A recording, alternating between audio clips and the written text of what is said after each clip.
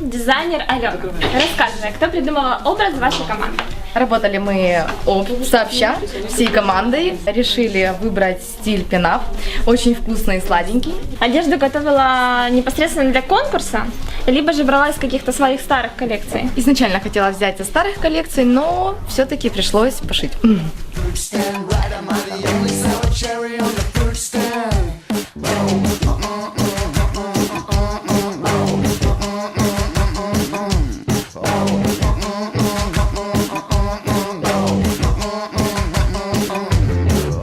Какие красуни! Модель Кристина, визажист Ольга.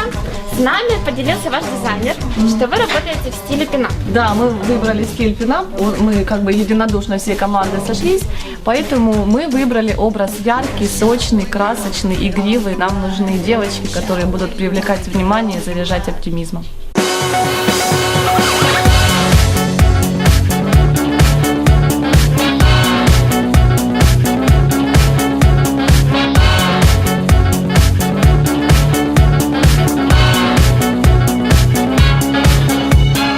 Фотограф Юлия.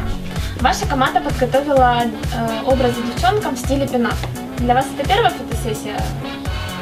Ну, в стиле пинап, конечно, непосредственно в стиле пинап, это первая фотосессия. А с кем больше нравится работать? С девчонками, моделями или с парнями? С девушками работать. Более пластичный. Да, это материал такой действительно, который можно лепить, создавать.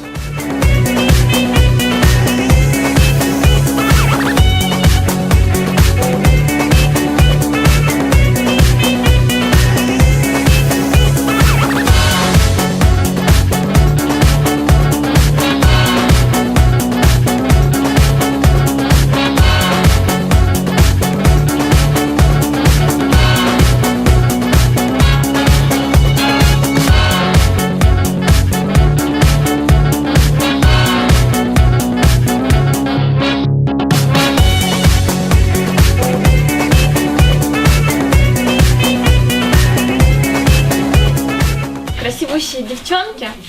Это у вас совместная работа первая или уже знали друг дружку? Нет, мы познакомились на этом проекте.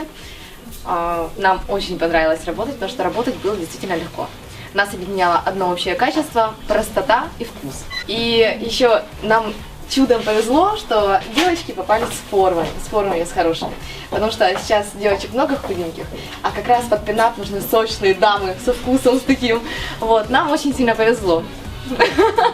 Я думаю, что благодаря тому, что мы так сдружились, сработались, мы сразу думали в одном направлении, не было никаких разногласий по поводу макияжа, причесок, одежды. Поэтому все прошло легко, без напряга, обсуждения и без ссор, без конфликтов каких-то. И результат налицо. Девочки, а как вы себя чувствуете в роли модели? Все было хорошо. Вот, это первый для меня проект, очень интересный, мы очень сдружились за это время.